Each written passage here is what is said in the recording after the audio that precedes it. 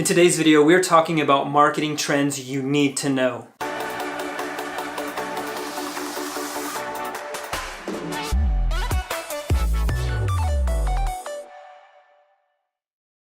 Hey, what's up friends? You're watching Fancy Pants Media, the show that is all about taking your marketing and media to the next level. Today we're talking about growth hackers and how they are able to command attention to the products, apps, and to the websites that they promote. We are going to dive into the 3 big principles of growth hacking and how you can take your marketing to the next level. And the first hack is going to be it's going to be data-based. The first thing that growth hackers think about, they think about the data. How is the data going to influence the decisions? Marketing traditionally in the past has been like this gut feeling that you feel, that you want your audience to feel, and then you make all the content around that. What is amazing about technology, it allows us to do things like split test websites and landing pages.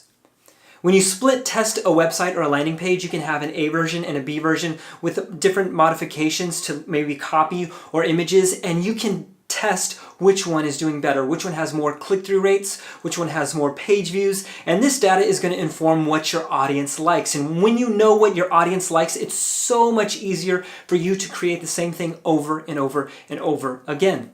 The reason that growth hackers look at data is because the numbers do not lie. You can think about mail marketing, you can think about like coupons, and those things are very small measurements. But when you have like Google Analytics, when you have built-in data into your websites, to your apps, and to the videos that you're using, like with tools like Wistia, you can really see where people are watching and the moment that they fall off so that you can make the changes, make the tweaks, just using data, however you say that. Second principle of growth hacking is something called product market fit. It is when your product and the market fit together really, really well. And the way that growth hackers are able to do this is through something called iterations.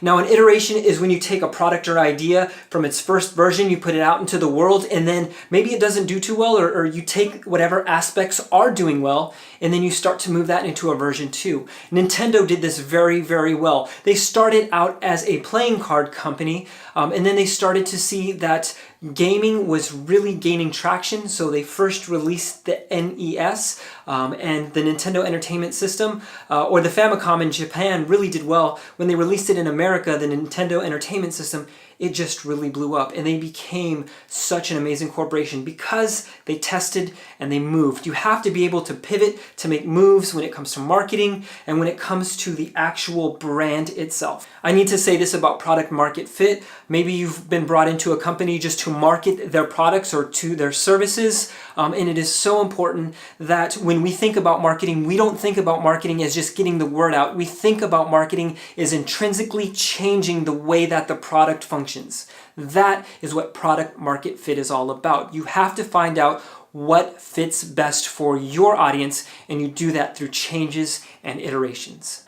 The third rule of growth hacking is to start with a small group of influencers, the early adopters. The reason you want to focus on early adopters is because they normally tend to trend where the market is going first, so you can start to get this idea. There might be apps out there that you're looking at like TikTok, and the first people who are first to those platforms, they have an advantage because they start to grow faster. If you can leverage what their insights are, that small audience, if you can find that group of people, you are going to be well versed when it comes to marketing. And the reason is because these small group of people tend to show where the market is going. They have influence, they kind of understand where the market heads, and so it's easy to talk to them, get their feedback, this small group of powerful individuals who have influence, and then start to make the changes according to their feedback, and that's going to trickle over to the rest of the market. And because this small group, you're not hearing from so many different people saying, I want this change or this change. These people know what they want,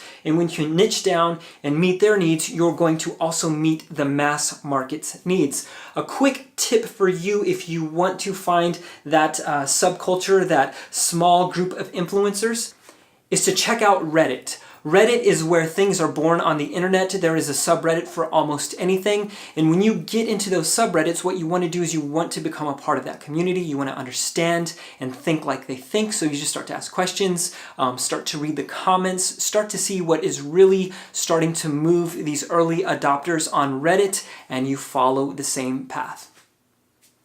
Bonus tip, Net Promoter Score is this idea, if you would ask your customers only one question, it would be this question: how likely are you to promote my brand? And this is such an important question. The reason this question holds so much weight is because if people are recommending your brand, they are going to tell other people, and word of mouth is by far the most important way that people can growth hack. And the reason is because when you hear something from a friend, you tend to trust that source rather than somebody who's trying to sell you something or somebody who's trying to pitch you something. If you can give that small audience of influencers the tools to promote and then ask them that question, the Net Promoter Score is how likely are you on a scale of 1 to 10 to recommend this product. What you're going to find is if your product is a 5 or below, you have to go back and you have to make some iterations to make sure that that product is meeting your customers' expectations. Or you might have to just scrap that whole thing and start all over again. Net Promoter Score is just a great way to understand what your audience is thinking and feeling. You can also get feedback of the parts of the experience or the service that they didn't like, and you can start to change for the better. So I hope that helps you with understanding growth marketing, the growth hacker position, and how it literally just changed the way that we've marketed. If you want to check out one of the best books, it's a super short read. It's by Ryan Holiday called Growth Hacker Marketing. It is by far the pinnacle of understanding the principles behind growth hacking and getting attention very, very quickly. If you have any questions for me, you can hit me up on all the social medias at Nick_Ovaya. And until we chat again, I hope you tell the world a great story. Peace.